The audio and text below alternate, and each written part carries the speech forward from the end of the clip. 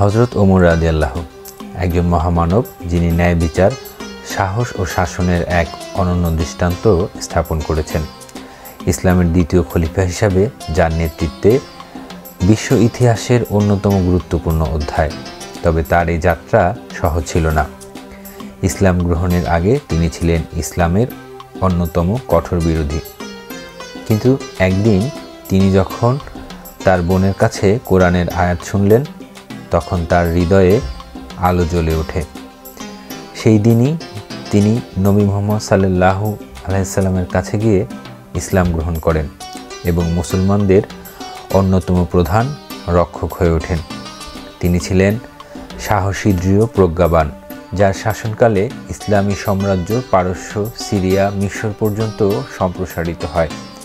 তার শাসন ব্যবস্থায় সুবিচার, সাধারণ মানুষের কল্যাণ ছিল সর্বাধিক গুরুত্বের বিষয়। তিনি রাতের অন্ধকারে ছদ্মবেশে নগর পরিদর্শনে বের হতেন, যেন প্রতিটি মানুষের অবস্থা নিজ চোখে দেখতে পারেন। তবে 644 খ্রিস্টাব্দে যখন তিনি মদিনার মসজিদে ফজরের নামাজ আদায় করছিলেন, তখন তাকে নির্মমভাবে হত্যা করা হয়।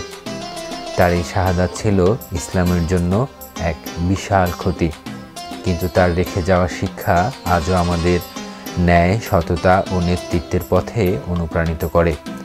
হযরত ওমর রাদিয়াল্লাহু আমাদের শেখান, প্রকৃত শক্তি হলো ন্যায় বিচার এবং সেবার মাধ্যমে মানুষের হৃদয় জয় করা।